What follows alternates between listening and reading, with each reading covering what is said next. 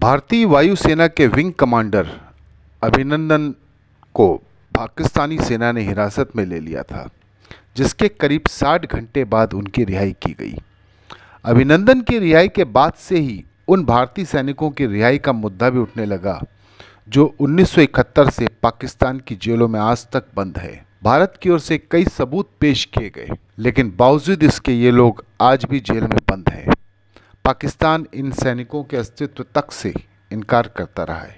16 दिसंबर 1971 को भारत अपने आधुनिक इतिहास में एक ऐतिहासिक घटना की वर्षगांठ मनाता है, जिसे हम विजय दिवस कहते हैं। जिस दिन 1971 भारत पाकिस्तान युद्ध के दौरान पूर्व में पाकिस्तानी सेनाएं पूर्ण और बिना शर्त आत्मसमर्पण के लिए सहमत हुई थी, यही वह दिन है जिस दिन 1971 का युद्ध समाप्त हुआ 50 साल पहले।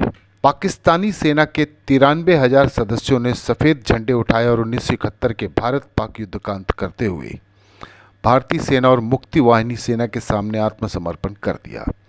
यह संघर्ष बांग्लादेश की आज़ादी के युद्ध का परिणाम था, जब बांग्लादेश तब का पूर्वी पाकिस्तान पश्चिम से आज़ादी की लड़ाई लड़ रहा था। लेकिन इसी दौरान भारत की पश्चिमी फ्रंट पर लड़ रहे हमारे देश के 54 विभिन्न सैनिकों की किस्मत शायद इतनी बुलंद न थी।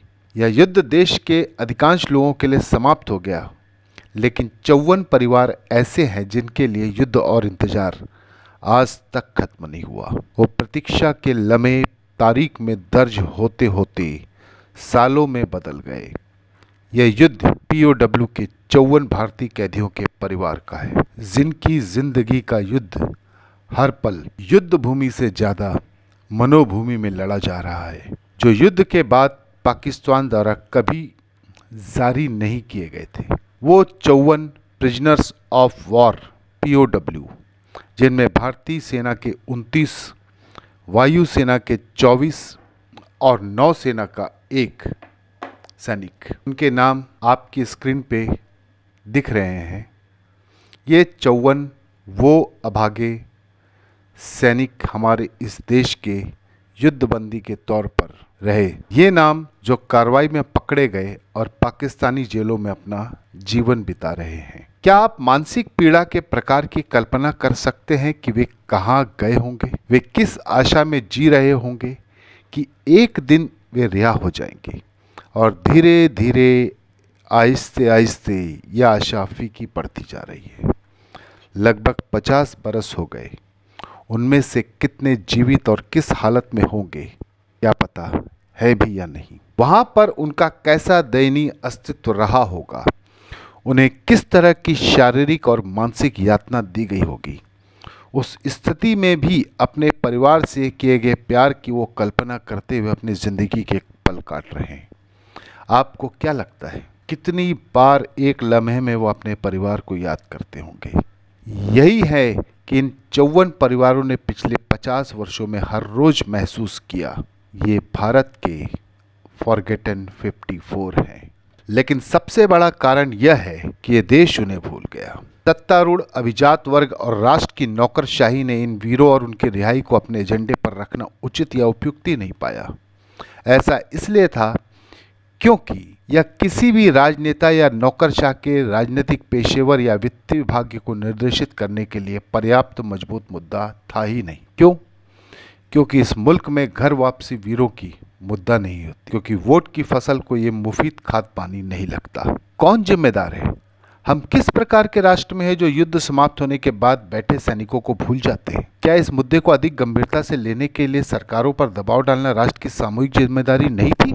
आखिर ये POW किसी के बेटे, भाई, पति और पिता हैं। प्रत्येक देश और समाज नैतिक रूप से यह सुनिश्चित करने के लिए बाध्य है कि जो लोग उसकी स्वतंत्रता के लिए लड़ रहे हैं उनकी अच्छी तरह से जरूरत के समय में देखभाल की जाती है।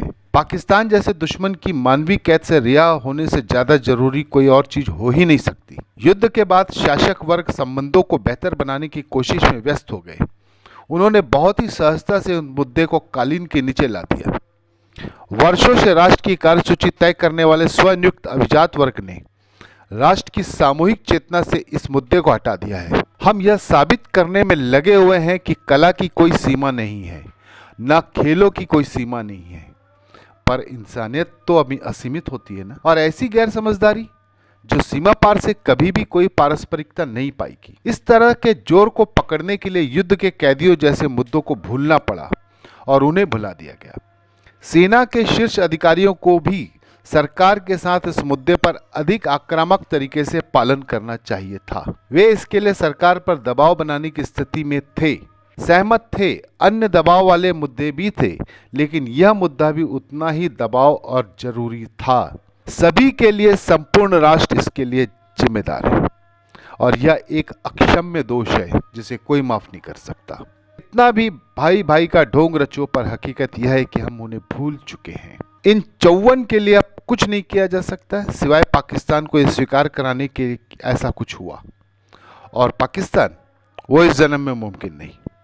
अगर कुछ कर सको तो उन भुला दिए गए 54 योद्धा के परिवारों के लिए कीजिए, क्योंकि देश प्रेमी होने के लिए किसी से सर्टिफिकेट की जरूरत नहीं पड़ती।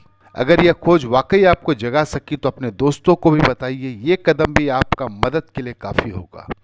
क्या पता आपके प्रयास का इंतजार उन 54 युद्धबंदियों को हो।